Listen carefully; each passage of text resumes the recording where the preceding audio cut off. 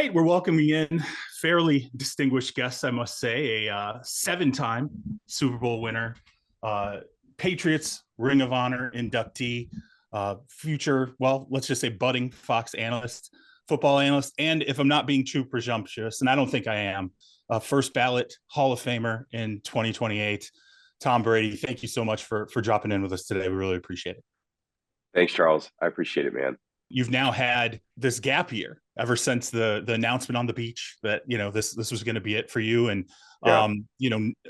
few players have had a chance to have such a long illustrious career and then another career waiting for them. Is there anything, I'm curious, in that gap year that you've kind of learned maybe about yourself, your thoughts on football, just in general, that it's just rare to have that moment to pause and both reflect on your past but also your future?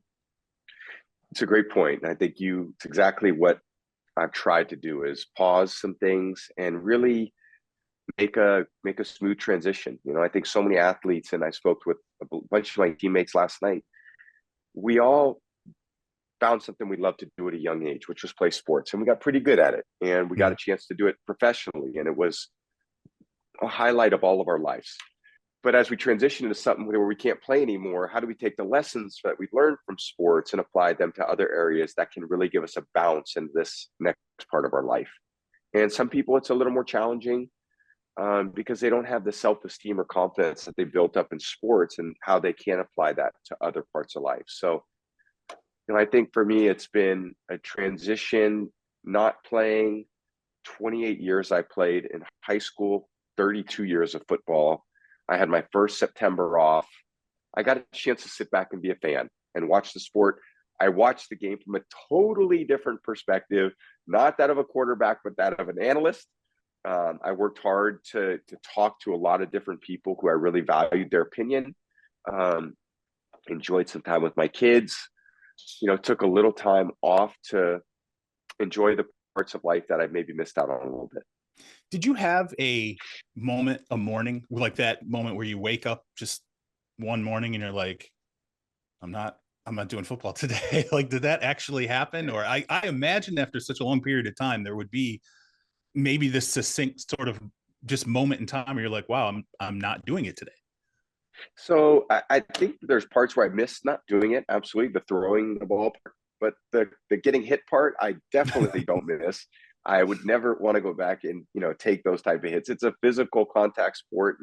And it was a lot of late nights that I had spending with Alex Groh, who I worked with all those years, of getting my body back right. All right, push me back on the field and let me go again, because that's what I wanted to do. And I'm just very happy that I get to not take those hits anymore.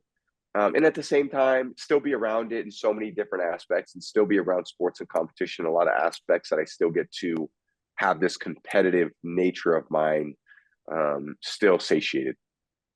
I'm curious. We talk about, your career, and you had the rare opportunity to observe, particularly the quarterback position. As you said, I mean, going back to high school, 30 plus years, but really in the NFL, 20 plus years. And I think about, when you came into the league, I'm curious if you were still looking at Polaroids on the sideline, how much the technology is advanced for the quarterback position. But I wonder, projecting out, let's say to 2045, is there still room to innovate at the quarterback position? Do you think there's still a ceiling to be reached there?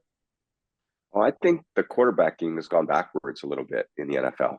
I don't think it's improved. I don't think the teaching's improved. I think maybe the physical fundamentals might be a little bit improved because there's better information out there for quarterbacks to study on mechanics. But I don't think quarterbacks are really field generals right now like they used to be. It's a broad statement, certainly, but I had total control. I had all the tools I needed. And I was coached that way. I was developed to have the tools that I needed to go on the field so that whenever something came up, I had the right play, the right formation, the right audible, the right check at the line to ultimately take control of the 11 guys on offense and get us into a good positive play.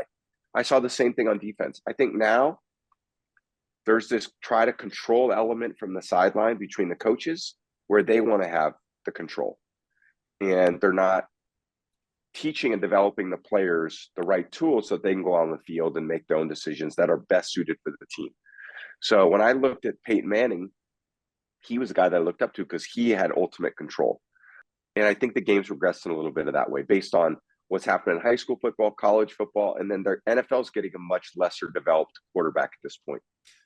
How does that reverse itself? Like, is it on quarterbacks to wrestle back some of that control, It's on everybody. or It's on everybody. It's on players. It's on coaches. It's on the league. It's on the colleges. Think about it. There's no continuity anymore. Not even in high school. Not even in college. There's no programs that are developing players in college. They're just right? teams now. So you play 1 year here, 1 year here, 1 year here. Well, how can you be good at something in a job if you're only working at one place for 1 year, then go to another place for 1 year, then to another place for 1 year? Coaches are doing the same thing. So they're trying to go in and develop a program, develop people, but they don't have the time because of the pressure from social media and the pressure from media to get it fixed right away. So now they're saying, all right, rather than draft a quarterback and say, I want to develop you, they're saying, we're going to draft a quarterback and ask, what do you do well? And Right. we just got to do that so I can try to win some games. I don't get fired. I'm curious too. You had an opportunity to attempt to win 3 straight Super Bowls. Not a lot of players, get that chance. The Kansas City Chiefs are going to attempt to pull it off this year, but no one's ever done it. And I'm curious, all of your Super Bowl experience, what is it that has made this feat so impossible in the NFL? I mean, I know it's hard to get to the Super Bowl, but I'm just wondering if there's a set of circumstances that really comes into play, in particular when it's that three-peat push for a team. Well, I think we talked about car racing earlier in the endurance aspect of a car race, a 24-hour car race. An NFL season is a marathon. And to have so many things go right over the course of a long season, in terms of injuries, balls bouncing the right way, hitting teams at the right time, getting the right playoff position, and then you make to the playoffs, and then you got to have the same thing happen. You got to get the right breaks. You got to hit the team at the right time. It's hard enough to win 1 Super Bowl. It's really hard to win 2. To win 3 in a row, I mean, there's a reason why no one's ever done it. And I'm not saying it can't be done. It certainly can be done. Chiefs have a great opportunity to do it. And I would say I would never bet against the Chiefs at this point with their organization structured the way it is. They've got a lot of great pieces in place. So they have a great opportunity, but it's going to be a big challenge for them. And I know those guys are up for a challenge. So we'll see what they can do. Last question here. You talked about why quarterbacks are maybe having a tougher time developing now. In particular, you talk about like social media pressure, things like that. Patriots have Drake May, obviously selected him very high in the draft. Nowadays, there's no 3-year plan for development. There's no, the long-term plan just doesn't seem to exist anymore for rookie quarterbacks. Is there something Drake May can take away, or a piece of advice you can give him that is really going to be fundamental to some success for him at the NFL level?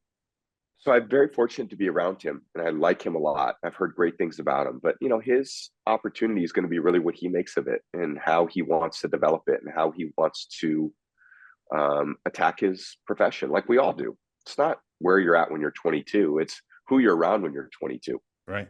Who inspires you to be better, who develops you.